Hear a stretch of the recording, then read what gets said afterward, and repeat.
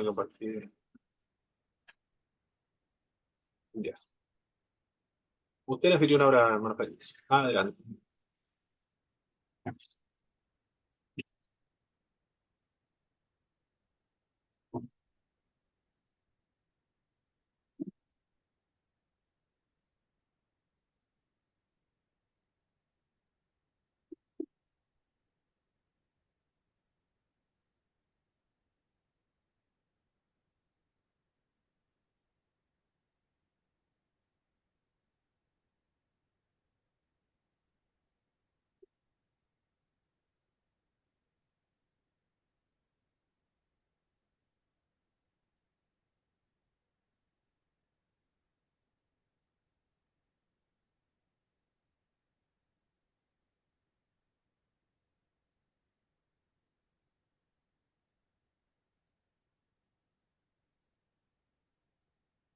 ¿Se escucha? Perfecto, hermano Félix. Fuerte y claro. Fuerte y claro.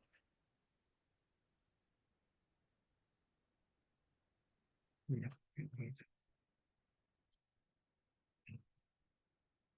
Bueno, la persecución, me tocó la persecución en el siglo segundo, la era de los mártires, por Justo González, de la página 73 a la 90.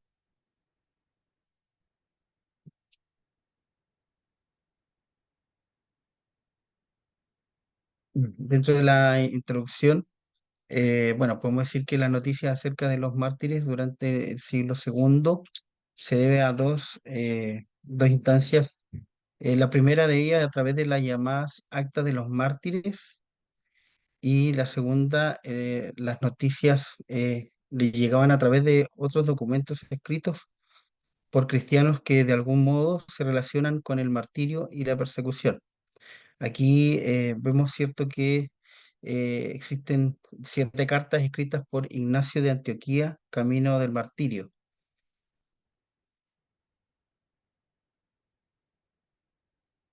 Espera un poquito,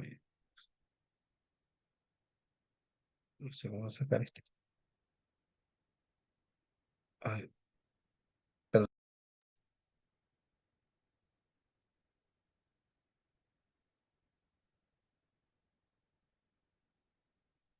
Eso.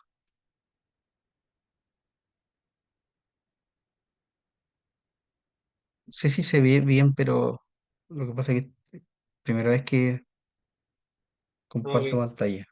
Sí, se ve como una franja azul Se ve como abajo. una franja azul. Pero la presentación en general se ve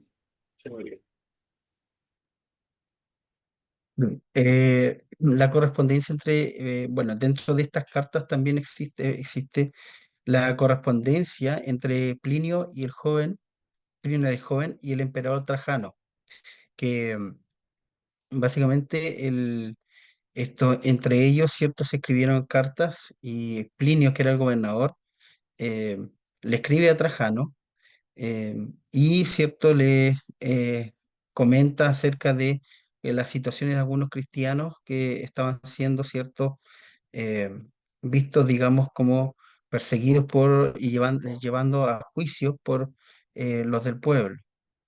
Plinio, gobernador de la región de Bitinia, es decir, la costa del norte, de los que hoy es Turquía, en el año 111. Era un hombre justo, fiel y cumplidor de la ley y respetuoso de las tradiciones y de las autoridades romanas.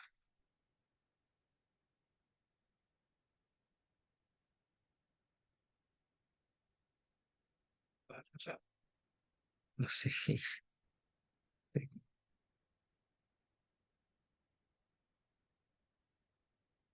no sé qué apreté aquí.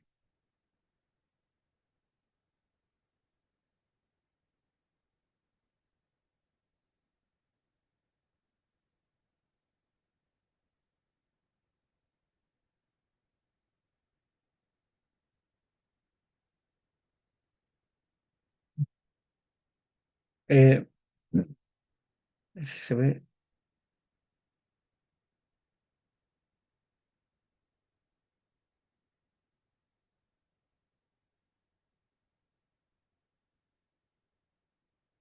Dentro del emperador Trajano le dio la respuesta a Pletinio y esta respuesta, ¿cierto?, está basada en la acusación contra los cristianos. Plinio suspendió los procesos y le escribe al emperador Trajano. Y esta respuesta fue breve, según donde no hay una regla general que pueda aplicarse en todos los casos, y que el crimen de los cristianos no es tal que deba emplearse los recursos del Estado en buscarles. Por otra parte, sin embargo, si hay alguien que les acusa, ellos se niegan a adorar a los dioses y tenían que ser castigados. Los cristianos tenían que ser castigados cuando eran delatados y traídos ante los tribunales imperiales. El delito de los cristianos era básicamente, cierto, a los cristianos se les castigaba por su crimen ante los tribunales. Este delito tenía que ser castigado, y primero, cierto, porque de otro modo se les restaría autoridad a estos tribunales, y segundo, también por el negarse a adorar a los emperadores cristianos, al emperador. Los cristianos estaban adoptando una actitud que en ese tiempo era considerada como una rebelión en contra de la autoridad. Esta política de no usar a los cristianos, sin embargo, castigándoles cuando se les acusaba, fue la política que se surgió en todo el imperio. Además, aún antes de la Carta de Trajano, ya parece haber sido esa la práctica común, según las cartas, las 7 cartas de Ignacio de Antioquía. Bueno, a continuación vamos a ver las cartas de Antioquía, de Ignacio de Antioquía. Él era conocido como el portador de Dios, era obispo de Antioquía. Ignacio gozaba de gran autoridad en toda la iglesia, puesto que era el segundo obispo de una de las iglesias más antiguas de la segundo siglo, de la comunidad cristiana. Alrededor del año 107 fue acusado ante la autoridad y condenado a morir por negarse a adorar a los dioses del imperio.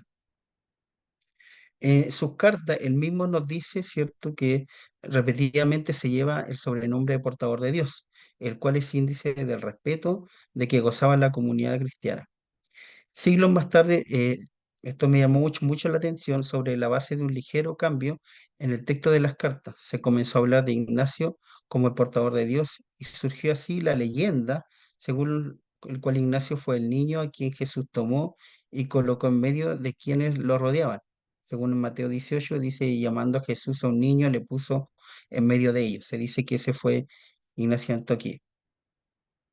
Al parecer había en la iglesia de Antioquía varias fracciones, y algunas llegando a tales extremos en su doctrina que el anciano obispo se había opuesto a ellas rotundamente. Es posible que su acusación ante los tribunales haya resultado estas pugnas, pero también es posible que algunos paganos, en vista de la veneración de que era objeto el viejo obispo, haya decidido llevarles ante los tribunales. En todo esto, por una u otra razón, Ignacio fue detenido, juzgado y condenado a morir en Roma. Ignacio y las 7 cartas. Bueno, él fue llevado, como decía, de Esmirna a la iglesia de Roma, y dentro de ese peregrinaje, él comienza a escribir, ¿cierto? Él es visitado por muchos cristianos de la época, eh, y él comienza a escribir, ¿cierto?, estas cartas a la iglesia. Desde la ciudad de Magnesia había venido el obispo de Damas, dos presbíteros y un diácono. De Trales había venido el obispo de Pilibio, y en Éfeso había enviado una delegación numerosa encabezada por el obispo Onésimo, que bien puede haber sido el Onésimo de la epístola de Filemón. A cada una de estas iglesias, Ignacio le escribió una carta desde Esmirna. Más tarde de Troas se escribió otras 3 cartas, y una a la iglesia de Esmirna y otra al obispo Policarpo y otra a la iglesia de Filadelfia. Esto, como decía, fue desde camino desde la iglesia de Esmirna a Roma. Bueno, Ignacio estuvo dispuesto a morir también por su fe, y la razón por la cual Ignacio está dispuesto a morir es porque a través de la muerte él decía que llegaría a ser un testimonio vivo de Jesucristo. Poco tiempo después, el obispo Policarpo de Esmirna escribía a los filipenses pidiendo noticias acerca de la suerte de Ignacio, para saber de él, y no se sabe a ciencia cierta que respondió a sus hermanos de Filipo, aunque todo parecía indicar que Ignacio murió como esperaba, poco tiempo después de su llegada a Roma. También dentro de estas actas, de estas cartas, encontramos también el testimonio o la historia, ¿cierto?, del martirio de Policarpo. Policarpo era, ¿cierto?, eh, un obispo de Esmirna, cuando un grupo de cristianos fue acusado y condenado por los tribunales. Corría el año 155 y todavía estaba vigente la misma política de Trajano, la que había señalado su gobernador Plinio. A los cristianos no se les buscaba, pero si alguien les delataba o eran llevados a los tribunales, se negaban entonces a servir a los dioses, era necesario en ese caso castigarles. Se les explicó los más dolorosos, se le aplicaron los más dolorosos castigos y ninguno de ellos se quejó de su suerte, pues descansando en la gracia de Cristo, y eso lo dice el libro textualmente, descansando en la gracia de Cristo tenían en menos los dolores del mundo. Así entregó la vida a aquel anciano obispo a quien años antes, cuando todavía era joven, el anciano Ignacio había dado consejos acerca de su labor pastoral y ejemplo de firmeza en medio de la persecución. Y dentro de lo que también me llamó la atención es que el martirio de Policarpo, una de sus últimas palabras, eh, dice que cuando fue llevado, ¿cierto?, ante el juez, diciéndole que si juraba por el emperador y maldecía a Cristo, quedaría libre. Y Policarpo con ímpetu, él dice, llevo 86 años sirviéndole y ningún mal me ha hecho. ¿Cómo he de maldecir a mi rey que me salvó? También dentro de esta literatura que yo me tocó leer, está la persecución bajo Marco Aurelio en el año 161 después de Cristo. Marco Aurelio fue el emperador, cierto, romano, que no fue como Nerón o Domiciano, sino él tuvo más bien un espíritu culto y refinado, que dejó atrás de sí una colección de meditaciones. Me llamó mucho la atención que también dentro de las meditaciones que él hacía, este texto que está acá dice que él intentaba en cada momento como romano y como hombre hacer lo que tienes delante por dignidad y perfecta sencillez y hacer las cosas con bondad, libertad y justicia dentro de sus meditaciones. Sin embargo, la verdad es que a pesar de que él tenga estas meditaciones, se desató también una fuerte, en su gobierno se desató una fuerte persecución contra los cristianos. Durante los primeros años de su reinado, las invasiones, inundaciones, epidemias y otros desastres parecían suceder unos a otros sin tregua alguna. Pronto corrió la voz de que todo esto se debía a los cristianos. Y fue así cierto que había traído sobre el imperio la ira de los dioses, según los que decían las personas, el pueblo, ¿cierto?, de la época, y se desató entonces la persecución en contra de los cristianos durante el reinado de Marco Aurelio. Destacar acá que dentro de esta persecución de Marco Aurelio hay varios mártires y voy a mencionar así rápidamente algunos. Una fue la viuda de Felicidad y sus 7 hijos. Cuando el prefecto de la ciudad la trajo, ¿cierto?, ante el juicio para convencerla, primero con promesa y luego con amenaza, Felicidad le comentó que estaba perdiendo su tiempo. Y dentro de las frases que ella decía, dijo, viva, te venceré, y si me matas a mi propia muerte, te venceré, en mi propia muerte te venceré todavía mejor. Sí prefería ya estar igual, aún muerta, y iba a vencer igual. Eso es extraordinario. Y otro de los mártires también fue Justino, uno de los más distinguidos pensadores cristianos. Justino tenía una escuela en Roma donde enseñaba los que él llamaba la verdadera filosofía.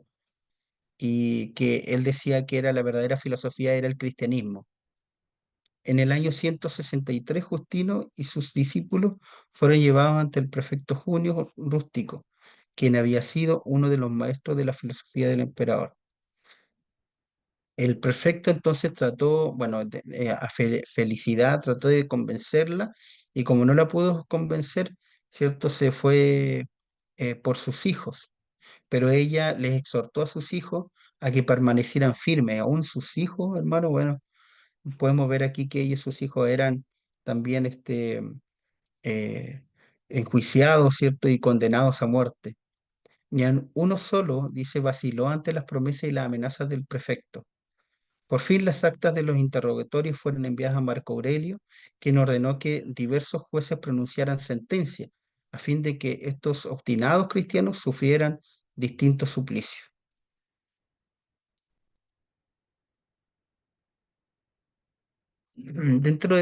También del periodo de Marco Aurelio existe la Carta de las Iglesias de León y Viena, en Galia. Las enviaron en el año 177 a sus hermanos de Frigia y de Asia Menor. Y allí, dentro de estas cartas, vemos también el testimonio, la experiencia de vida de Blandina. La más destacada de los mártires fue Blandina. Ella es una mujer débil, dice, los hermanos temían porque era una mujer débil, ¿ya? Cuando le llegó el momento de ser torturada, mostró tal resistencia que los verdugos tenían que turnarse a tal extremo, es decir, ella demostró, y el testimonio, la verdad que es impactante, ella demostró tal firmeza en su fe que tortura tras tortura, ella siguió manteniendo su fe. Voy a leer un poco, dice, como las fieras no la atacaron, los guardias la llevaron de nuevo a la cárcel. Por fin, el día de tan cruentos espectáculos, Blandina fue torturada en público en diversas maneras. Primero la azotaron, después le hicieron morder por las fieras, acto seguido la sentaron en una silla de hierro candente con fuego y a la postre encerraron en una red e hicieron que un toro bravo la corneara. Como en medio de tales tormentos Blandina seguía firme en su fe, por fin las autoridades ordenaron que fuese degollada y finalmente murió degollada. Eh, Al principio la persecución en estas dos ciudades, al parecer, parece haberse limitado a las provisiones que le impedían a los cristianos presentarse en lugares públicos. Después la plebe comenzó a seguirles por las calles, insultándoles, golpeándoles y apedreándoles. Estos no son sino unos pocos ejemplos de los muchos martirios que tuvieron lugar en la época de Marco Aurelio. Hay otros que son muy conocidos, pero sobre todo hubo muchos otros de los cuales la historia no ha dejado rastro, ya no hay registro de eso, pero que indudablemente se encuentran impresos en el libro de la vida. Y eso, la verdad que me gustó mucho dentro de la lectura poder destacar. Finalmente, hacia el fin del siglo segundo, Marco Aurelio murió en el año 180 y sucedió a Cómodo, quien había gobernado juntamente con Marco Aurelio a partir de 172. La tempestad mainó o se calmó en realidad para los cristianos y el nuevo emperador, aunque con el nuevo emperador, digamos, cesó la persecución en parte. Sin embargo, también hubieron martirios esporádicos. Y en el año 1990, perdón, en el año 193, Septimio Severo se adueñó del poder. Al principio de su gobierno continuó la relativa paz de la iglesia, pero a la postre el nuevo emperador se unió a la larga lista de gobernantes que persiguieron al cristianismo. Finalmente, hermanos, como conclusión de lo leído, bueno, a través de todo el siglo segundo, la posición de los cristianos fue precaria, ¿ya? No siempre se les perseguía y muchas veces se les perseguía en unas regiones del imperio y en otras no, si no era continuo en todo el imperio. O sea, habían en algunas sí, en otras no.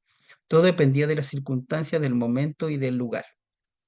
También en particular dependía de que hubiese o no quien les tuviese suficiente odio a los cristianos para delatarles ante los tribunales, es decir, ellos tenían que ser delatados para ser llevados a los tribunales y allí, ¿cierto?, ocurría la persecución. Por lo tanto, la tarea de desmentir los rumores que circundaban acerca de los cristianos y presentar la nueva fe del mejor modo posible era cuestión de vida o muerte.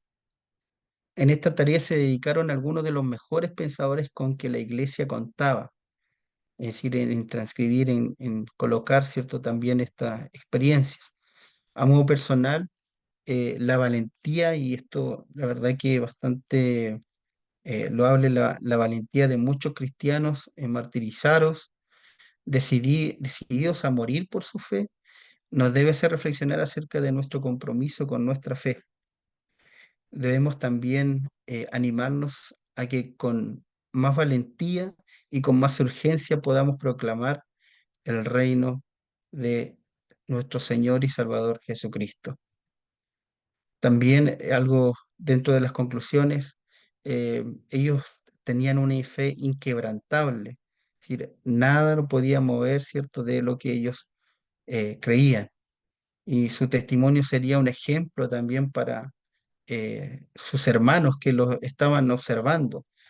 También me llamaba la atención que muchos de ellos también decidían desistir de su fe.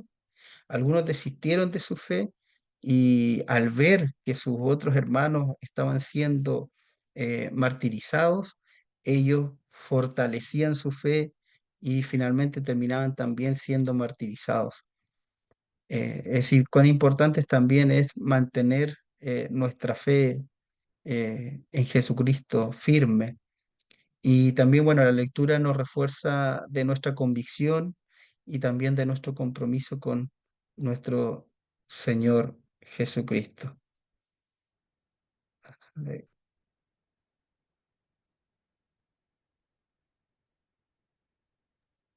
Eso, Perfecto, mi hermano Félix. Muy bien. En fortaleza y debilidades del autor, no, nada que mencionar, ¿verdad? Porque no sé si tiene alguna, con qué está de acuerdo, desacuerdo, o muy, si está claro o no muy claro. la verdad que del autor bastante muy acertado. Las historias, la verdad que dejan muy claro la convicción de fe de los hermanos y no, muy, muy buen autor. Relata los hechos secuencialmente y eso igual uno logra ir comprendiendo algunas cosas con mayor facilidad. Correcto. Perfecto, mi hermano Félix. Muchas gracias por la disertación. Después le envío la nota. Pero aprendimos mucho de la historia de la iglesia cristiana. En esta área de los mártires, realmente nos enseñan las profundas, sólidas, arraigadas convicciones que deben tener los creyentes a través de todo el tiempo, como lo tuvieron ellos, que fueron 300 años de persecución.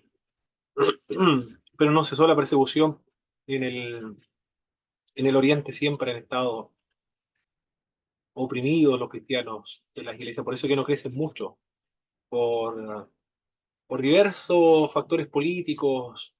ISIS, por ejemplo, la época del Imperio Otomano, los musulmanes, los islámicos, destruyeron y desarraigaron la fe cristiana de esos territorios antiguamente cristianos. Muy bien, ahora entonces tenemos que continuar con la reforma de Martín Lutero. Eso es lo que vamos a ver ahora entonces, la reforma de Martín Lutero, o conocido también como la reforma magisterial. Perfecto, ahí estamos.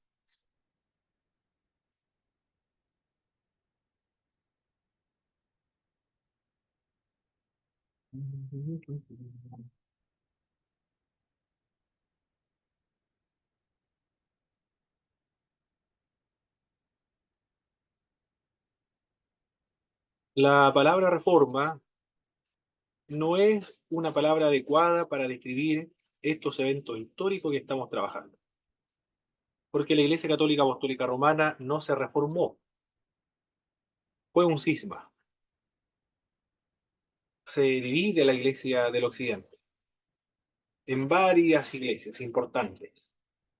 Estas iglesias son la Iglesia de Inglaterra, la Iglesia Luterana, Inglaterra, Luterana en Alemania, la, la Iglesia Presbiteriana en Escocia, la Iglesia Reformada de los Países Bajos.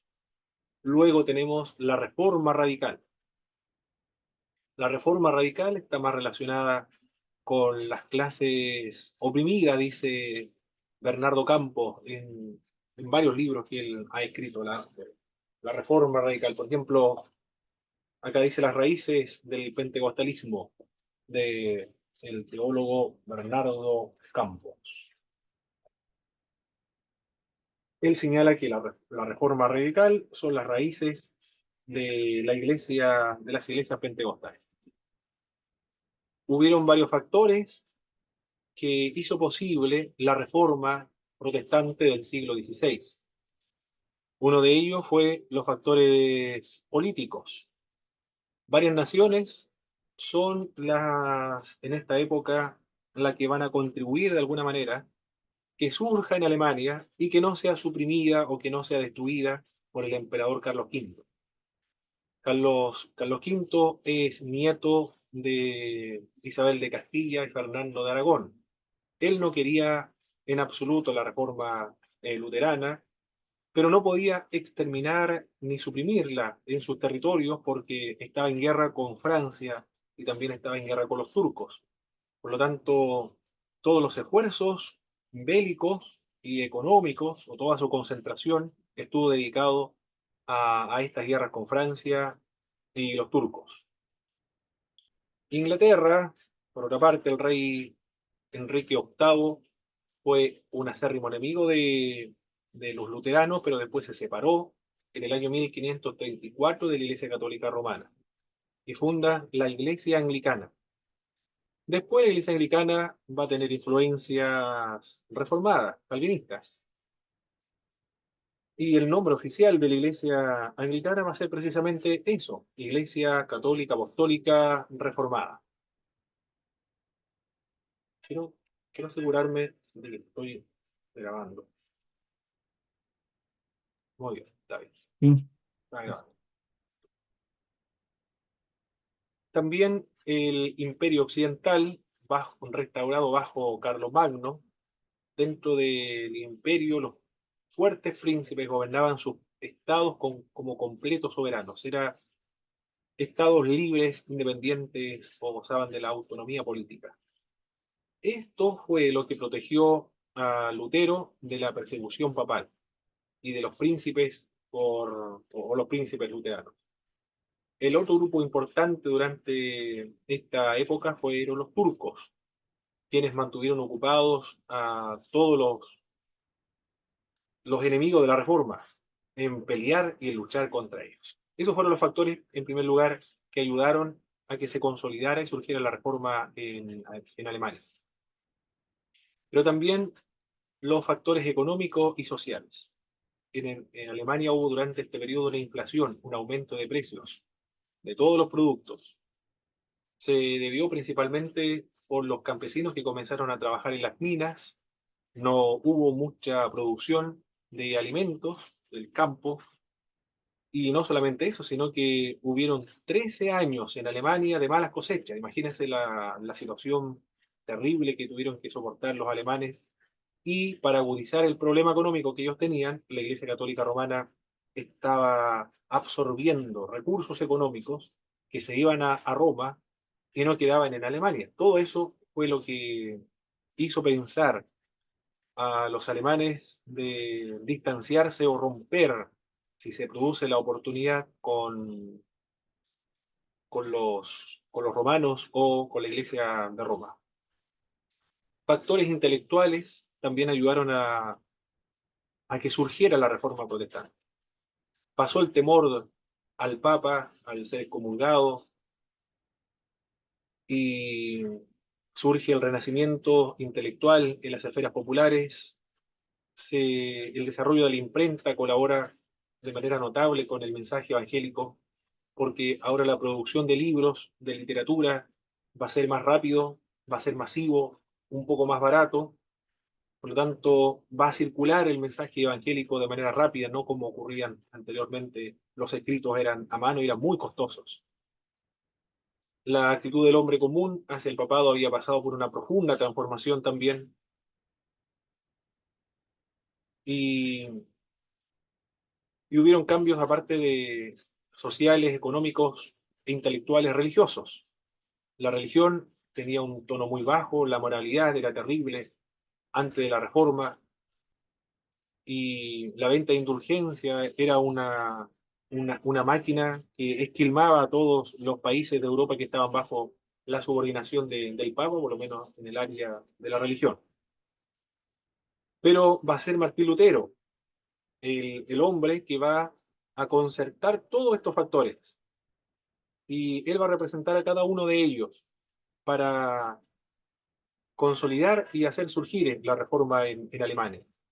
Unió todos los factores para desarrollar su reforma. Algunos eran devotos a la Biblia, otros eran patriotas o nacionalistas, otros eran místicos, también estaban los humanistas, los campesinos alemanes, y Lutero representaba a cada uno de ellos. Martín Lutero, entonces, es el hombre fuerte durante este periodo. Gracias a todos estos factores políticos, económicos, sociales, intelectuales, religiosos, militares por los turcos en las fronteras, ayudó a que esta reforma, ahora sí, por fin, después de 400 años, este hombre pudiese en Alemania fortalecerse e independizarse definitivamente en temas religiosos de la Iglesia Católica Romana. ¿Quién era Martín Lutero?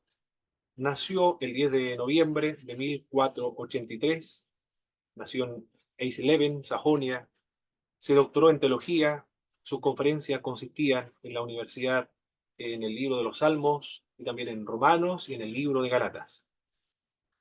El estudio principalmente de Romanos y Gálatas le lleva a pensar, a concluir que la salvación es un regalo de Dios, es por medio de la gracia, por medio de la fe.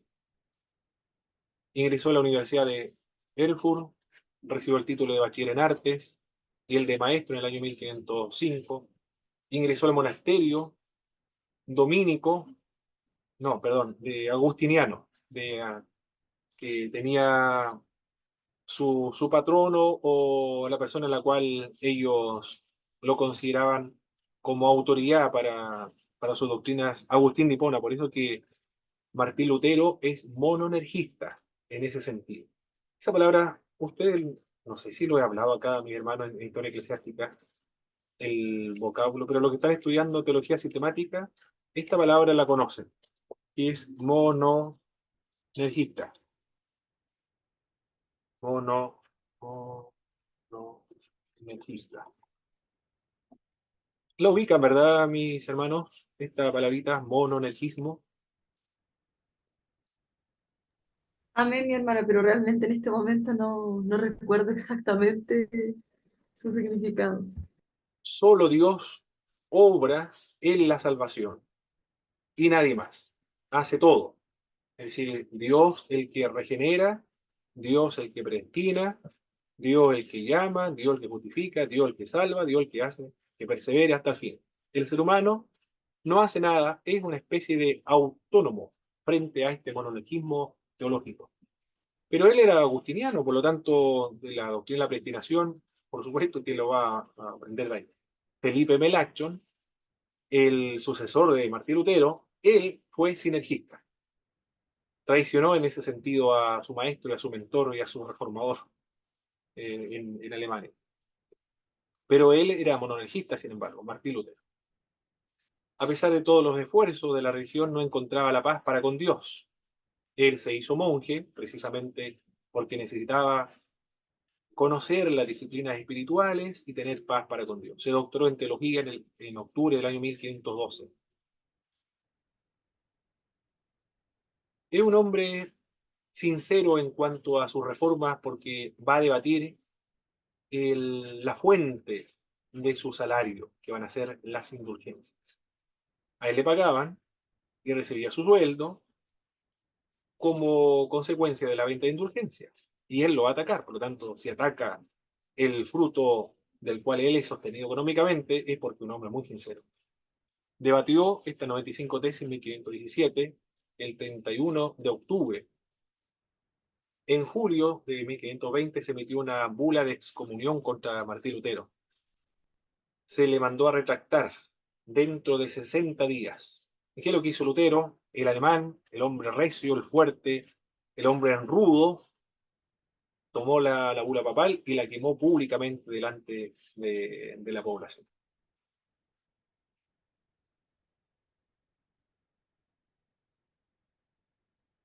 Se demoró el suprimir el luteranismo en Alemania, y de hecho no se va a ejecutar nunca, porque Dios lo quiso así. Si nosotros vemos a Dios en la historia universal, vemos también a Dios más todavía en la historia cristiana. Todos los factores que hemos visto fueron orquestados, producidos por la providencia de Dios para que ahora sí, dentro de la voluntad de Dios, se ejecute y se lleve a cabo la reforma de la Iglesia. En Alemania, el emperador Carlos V, que es acérrimo enemigo del luteranismo, no pudo desarraigar esta herejía para él, porque es católico romano, dentro de sus territorios, porque los amigos luteranos van a tomar a Martín Lutero y le van a dar refugio y protección. Y Carlos V tiene una guerra con Francia, no solamente con Francia, sino que también eh, tiene una amenaza terrible de los turcos. Por lo tanto, tiene dos frentes de guerra. Y todos sus esfuerzos militares y económicos va a estar destinado en ese sentido ético. Muere Lutero en el 1546, cuando aún estaba vigente la tregua entre los protestantes y católicos, porque aquí se armaron para pelear, uno y otro.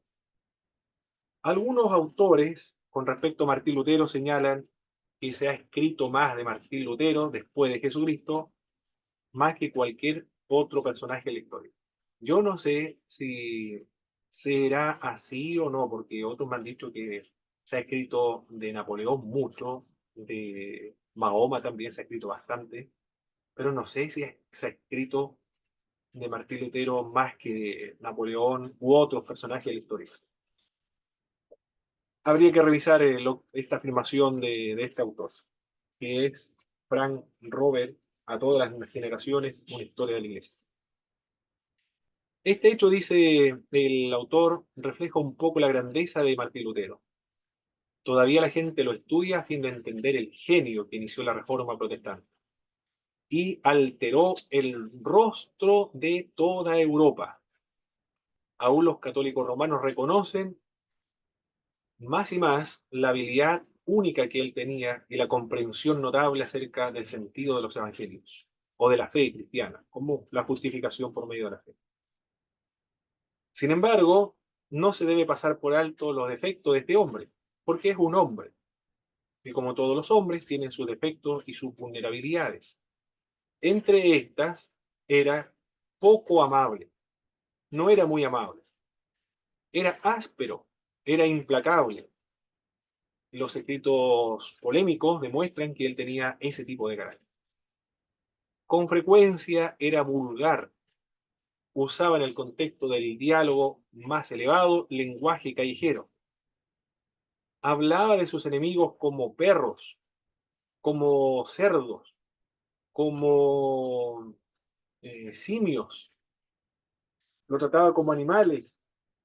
Empleaba lenguaje muy fuerte, muy vulgar, muy soez, que a nosotros nos causaría escándalo en el día de hoy. Pero en esa época era común discutir temas teológicos con lenguaje muy agresivo, ¿eh? También otra autora, que es Linda Roper, que este libro de Martín Lutero, que si tienen la posibilidad de, si lo encuentran por allí, en alguna librería, Lindal Roper, Martín Lutero, Renegado y Profeta. Es muy fácil de leer, son varias páginas, es voluminoso, pero la lectura es muy amable y se avanza rápido. Es una catedrática de la historia de la Universidad de Oxford. Esta autora me gusta porque lo escribe desde el exterior y no como una luterana, como una cristiana que trata de ocultar las debilidades de su héroe. Él escribe objetivamente y dice que la ira fue lo que movió a Martín Lutero en la formulación de sus ideas teológicas. La ira siempre le dio fuerzas, le permitió arremeter con todas sus fuerzas contra la tradición y le ayudó a abrirse a la nueva verdad religiosa. Le proporcionó la ira, el enojo, la energía psicológica necesaria para no rendirse ante las presiones, nunca retractarse ante el Papa. Pero también esa misma ira o ese enojo de Martín Lutero le impedía ver o apreciar o considerar por lo menos o escuchar los puntos de vista de otras personas o de otros contrincantes en temas teológicos. Lo que dice Lyndall Roppel es efectivo porque otros autores también señalan lo mismo. Él decía y aconsejaba que para predicar había que estar enojado. Y hay un púlpito que fue hecho pedazo porque estaba tan enojado en un momento que le dio un golpe al púlpito, rompió el púlpito. Y eso se encuentra hasta el día de hoy en un museo, ilustrando la furia de Martín Lutero.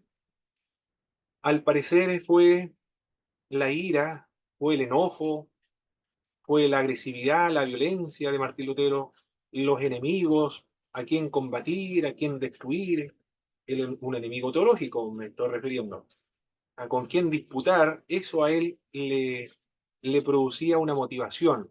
Era el combustible para que Martín Lutero pudiera trabajar en, en estas áreas teológicas, de producir trabajos teológicos, a escribir sus tratados teológicos. Si no había algún enemigo a quien combatir, con quien discutir o debatir, él no hubiese escrito nada. Pero el carácter, el temperamento de los alemanes y la zona geográfica de donde él venía, Dios lo utilizó para oponerse a una institución poderosísima, pero que ya estaba, como hemos visto, perdiendo la fuerza, pero seguía siendo poderosa. Necesitaba un hombre con esa fuerza, con esa energía, para oponerse y crear y organizar una nueva iglesia en Alemania. Martín Lutero no es un ejemplo de piedad, un ejemplo de,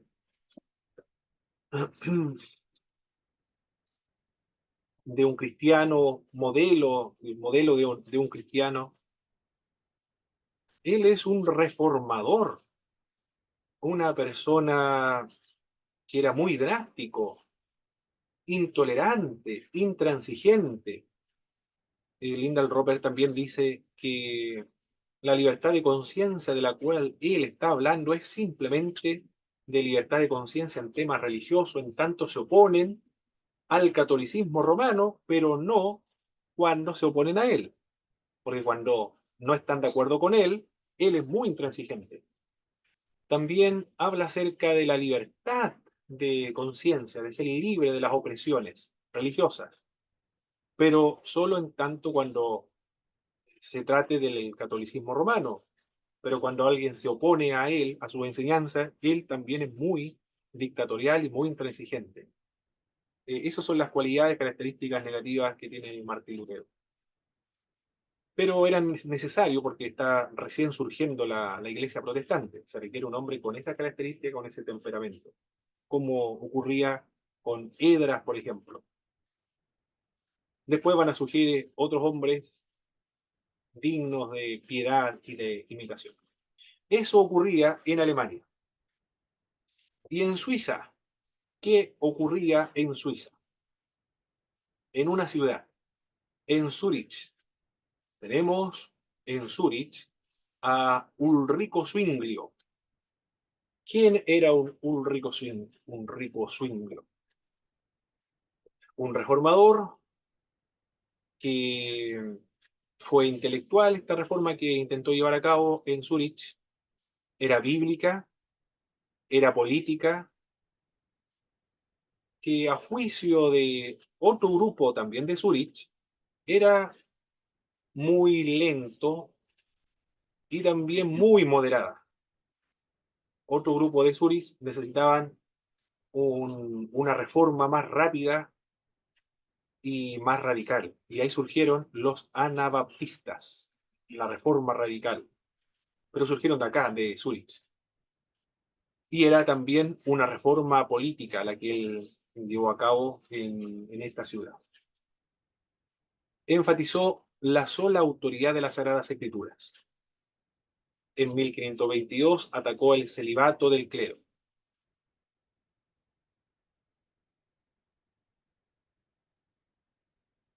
Con respecto al bautismo de infantes, él conserva el bautismo de infantes, porque dice que el bautismo de los infantes es un sustituto de la circuncisión del Antiguo Testamento.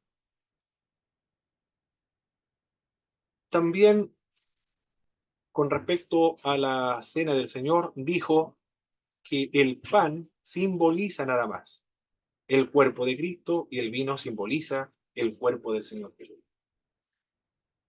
En el año 1529, en Marburgo, se realiza una conferencia, una reunión con los luteranos, con Martín Lutero, luteranos y zwinglianos, con la finalidad de una alianza religiosa y política para enfrentar esta lucha armada que se va a originar con los católicos romanos para protección militar. Martín Lutero era muy intransigente, aquí se logra ver la intransigencia de Martín Lutero. Dijo que para formar una alianza política deben estar de acuerdo y deben ver primero en qué cree cada una de las iglesias. En todos los puntos estuvieron de acuerdo, pero en uno de estos puntos, y que para Martín Lutero esto lo consideró pero de trascendental importancia, que era la transubstanciación, no estuvieron de acuerdo en la Santa Cena. Porque para Martín Lutero, el cuerpo del Señor Jesucristo está sobre, encima, por debajo de los elementos. Hay una presencia real de Cristo también en los elementos, se conoce como la consubstanciación. Y por otra parte, Ulrico Zwinglio, la cena del Señor era simplemente un símbolo del cuerpo y la sangre de Jesucristo. Por solo ese hecho, de todos los puntos, uno en desacuerdo, esta reunión y esta alianza política militar entre los cristianos evangélicos de Zúrich con los cristianos evangélicos de Alemania se rompió y fracasó. No se unieron y finalmente Ulrico Zwinglio va a ser muerto en una batalla cuando combaten a los católicos romanos. Eso ocurría en Zúrich, una de las ciudades importantes de Suiza. Por otra parte, en Ginebra, una ciudad muy importante de Suiza, otro reformador va a llegar allá, y este es Juan Calvino.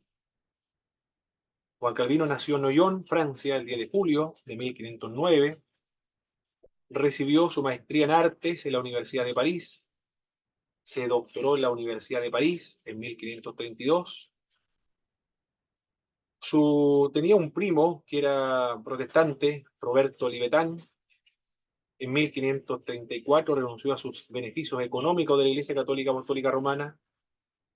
Con respecto a su conversión, no se sabe cómo es que se produjo, porque para algunos ven la conversión de Juan Calvino como que si en la noche él fue a acostarse como católico romano y en la mañana despertó como evangélico. Parece que su conversión fue algo similar a eso, porque nunca dice cómo es que se convirtió. En algún momento llegó a la convicción protestante, pero no dice que fue algo tan extraordinario como ocurrió con John Wesley, por ejemplo, o, o Zwingli o Martín Lutero. Imperceptible. Juan Calvino era un humanista. El primer trabajo intelectual que él realizó fue precisamente un comentario de un escrito antiguo. Era un intelectual, era un hombre de bibliotecas, un investigador, alguien que no quería dirigir nada, solamente quería estudiar, escribir y leer. Eso era lo que deseaba Juan Calvino. Pero Guillermo Farel, que era un reformador que estaba en Ginebra, al ver las cualidades de Juan Calvino, lo presionó, lo retó a quedarse en Ginebra y dirigir la reforma protestante, y Guillermo Farel se puso a, bajo la subordinación de Juan Calvino, porque vio un hombre notable, un gran reformador. Y efectivamente fue así. Es un intelectual. Se nota en un debate público que realizaron los católicos romanos con los protestantes en Ginebra para decidir si Ginebra va a ser protestante o se va a ser católico romano. Los católicos romanos, los curas, comenzaron a defender su punto de vista invocando a Ignacio de Antioquía, a, a Irineo de Lyon, Tertuliano de Cartago, a Agustín de Hipona, Juan Crisóstomo, los padres apostólicos, los padres de la iglesia. Estaban apabullando a los pastores protestantes. Y Juan Calvino era un espectador de este debate público. Pero era muy importante porque se va a decidir si Ginebra es protestante o se hace o va a ser católica. Juan Calvino interrumpió ese debate, levantó la mano y corrigió a uno de los curas y le dijo, eso no es lo que dijo Agustín. Agustín enseñó esto otro. Comenzó a citarle los padres de la iglesia, comenzó a citar los libros, comenzó a citarle los capítulos donde se encontraba la expresión y la enseñanza de los padres de la iglesia. Ahí se nota que era un hombre que tenía una memoria extraordinaria y había leído a todos los padres de la iglesia. El debate lo ganó un espectador. Juan Calvino ganó ese debate en Ginebra, por eso Ginebra se hizo protestante gracias a esa intervención de este hombre. En el año 1536 publicó la primera institución de la religión cristiana y este libro para los protestantes es muy importante porque es la primera sistematización de la teología protestante o evangélica. Todo lo que tenga la oportunidad de adquirir este libro, no lo dude y cómprelo en la librería cristiana cuando vaya o si lo encuentra por ahí en la feria del libro usado, compre ese libro porque es muy importante para la historia de la iglesia cristiana. Es la primera obra sistematizada de teología cristiana, evangélica.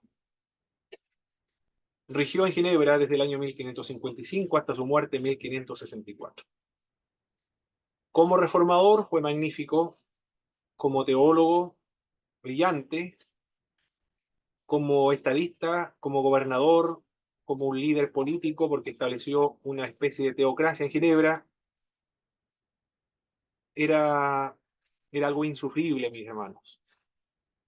Fue un opresivo, fue un opresor, fue un dictador, fue una especie de un talibán, un hombre inflexible, intransigente, fue un asesino, fue un criminal, un torturador. Quemó a su compañero de curso que no creía en la doctrina de la Trinidad, a Miguel de Servet, en la hoguera. Encarceló a una persona que estaba cantando canciones seculares utilizando las melodías cristianas. También azotó a un joven por haberle faltado el respeto a los padres. Y así, muchos otras barbaridades hizo este hombre, como estadista. Y fue expulsado, de hecho, porque ya es insoportable un gobierno de esta naturaleza. Pero después lo volvieron nuevamente a llamar. Ese es Juan Calvino. Su influencia fue muy fuerte.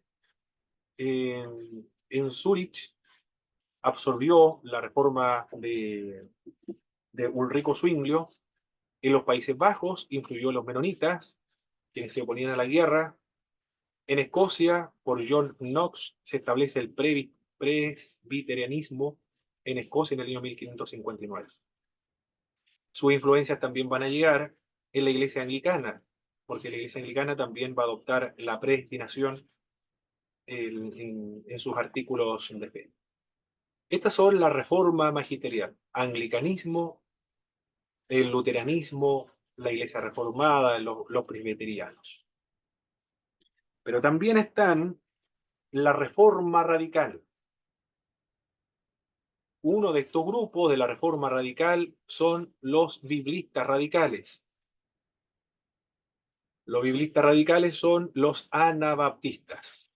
Anabaptista significa rebautizadores, porque ellos no reconocen el bautismo de infantes. La Iglesia Católica, la Iglesia Ortodoxa, la Iglesia Luterana, Anglicana, Reformada, la Iglesia Presbiteriana, todos bautizan infantes porque están basados sobre la teología del pacto, que es un sustituto de la circuncisión. Pero en cambio los biblistas radicales, y fueron los primeros ellos en oponerse al bautismo de infantes, indicando que se deben bautizar cuando hay una profesión de fe, y el bautismo es posterior a la fe. Debe haber una fe personal antes de su bautismo. Y el bautismo no es por rociamiento, por aspersión, sino que el bautismo es por inmersión. Se encontraban los anabaptistas moravos también, y los menonitas, todos son anabaptistas. Y es el mejor nombre para referirse a este tipo de reforma, la reforma radical, porque es distinta y es más radical a las otras reformas. De hecho, los anabaptistas surgieron de Zurich, porque estuvieron desconformes con la reforma que estaba llevando a cabo Ulrico Zwinglio, que era muy lenta y era muy moderada. Ellos se fueron al extremo, cortar todo tipo de vínculo con el catolicismo romano. Y como eran sociedades oprimidas, pueblos oprimidos, era de la población, de los campesinos, en el caso de los milenaristas, por ejemplo, no estaban relacionadas con las élites. Por lo tanto, no se relacionaban con el Estado. El Estado, de hecho, los persiguió. Por lo tanto, de ahí comienza, de estos grupos, de la Reforma Radical de los Anabaptistas, surge la separación de la Iglesia del Estado. Ha contribuido notablemente a los evangélicos. Muchas iglesias tienen algunas raíces o algunos principios doctrinarios incluso de los anabaptistas, muy influyentes en el mundo evangélico. También están los milenarios. Los milenarios también son anabaptistas, pero ellos se diferencian de los otros porque ellos intentan traer el reino de Dios a la tierra por medio de la fuerza de las armas. Van a pelear con los alemanes, y Martín Lutero también acá interviene, dice que hay que emplear las armas frente a estos grupos revolucionarios, que son los campesinos, liderados por Münster, y que lo que ocurre, mueren, todos emplean las armas y son destruidos por el ejército regular. Desde ese momento, los anabaptistas, algunos de ellos eran milenaristas radicales, nunca más van a emplear armas, se van a convertir en pacifistas. Fueron perseguidos por todos, después de que fracasó el imponer el reino de Dios por la fuerza de las armas a un grupo minoritario. Fracasó, por lo tanto todos se volvieron pacifistas. Y era mal visto de las otras iglesias porque había una amenaza de los turcos. Y ellos dijeron, nosotros no podemos matar a nadie. Nosotros somos cristianos. Debemos manifestar el amor al prójimo. Debemos manifestar el amor a los enemigos. Por lo tanto, si utilizamos armas es porque nos falta la fe. Y si vienen los turcos con cualquier poder extranjero a combatirnos con las armas, nosotros vamos a huir. Y esa es la característica de los anabaptistas, de los menonitas, los amish, por ejemplo. Siempre se van a territorios donde se le garantice la paz, la libertad de conciencia, la tolerancia religiosa, se le respete sus convicciones de no hacer el servicio militar, ni mucho menos enfrentarse en un combate utilizando armas. Esos son los biblistas radicales. Y también están los racionalistas radicales. Los racionalistas radicales a grandes rasgos, la autoridad de fe para ellos es la razón. cualquier doctrina que vaya en contra de la razón, ellos lo rechazan. La gran mayoría de ellos son antitrinitarios. Algunos también terminaron siendo panteístas, pero muchos antitrinitarios. Y Miguel de Servet, el que estamos viendo ahí, fue muerto por Juan Calvino en una estaca, en la hoguera. Esos son los resultados entonces de estos 400 años de intentos de reforma. Surgió por fin la reforma protestante. La iglesia anglicana, la iglesia luterana en Alemania, la iglesia reformada en los Países Bajos, la iglesia presbiteriana en Escocia con John Knox, que están relacionados con el Estado, bautizan todos infantes por aspersión, son de las élites, son de la reforma magisterial, y los de la reforma radical están separados totalmente con el Estado, son de las clases más o menos bajas, pero hay muchos grupos de ellos, y muy influyentes también hasta el día de hoy. Y esas son las influencias que van a persistir hasta el día de hoy en todas las iglesias cristianas evangélicas. Esa es la característica de los evangélicos, pluralista. No es una sola iglesia, sino que es pluralista, por los principios que la iglesia evangélica estableció. La libertad de conciencia, el libre examen de las Sagradas Escrituras, la libertad religiosa también, que es muy, muy importante dentro de la fe cristiana evangélica.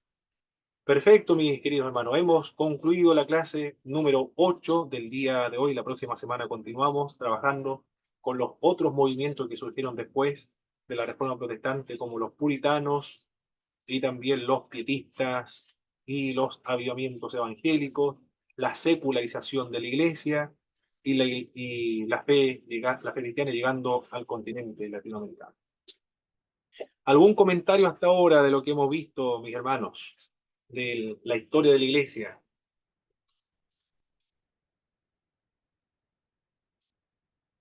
¿Qué podemos aprender al analizar la historia de la Iglesia hoy día? ¿O qué nos enseña la historia de la Iglesia? Me llamó la atención el carácter de Lutero, eh, pero igual haciendo como una lógica, el alemán por naturaleza es así, es como al choque y como que no se deja ganar por nadie.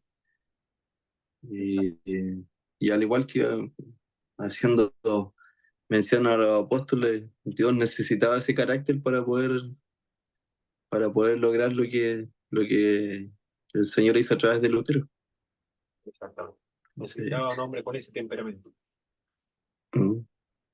Así que los que tenemos carácter fuerte, a lo mejor también debe ser por eso.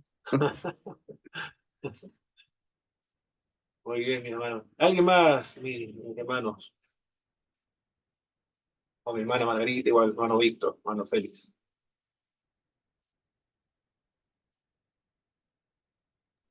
Muy interesante, mi hermano. La verdad no, nunca había estudiado como los comienzos de mi iglesia, sobre todo porque al principio de la asignatura yo decía, historia de la iglesia, ah, de mi iglesia, decía yo, no. Yo de hecho sabía como hasta Martín Lutero, que, o sea, que él era el que había como traído el pentecostalismo, como que había declarado que encontraba como mala esa idea, bueno, impuso su idea o algo así. Yo no sabía eso. O sea, yo sabía eso, pero era lo único que sabía. Ahora siento que estoy viendo todo más profundamente e igual me está costando un poco, porque igual siempre la historia me ha demandado más lectura y más reflexión, pero bueno, ahí es a lo que más le dedico tiempo. Perfecto, hermana Margarita. Muchas gracias. Oye, esta es la historia de nuestra iglesia, de donde nosotros provenimos. Muy bien, vamos a concluir entonces con la ayuda del Señor, quien nos dirige, mi hermano Patricio, por favor, nos dirige en una oración para concluir.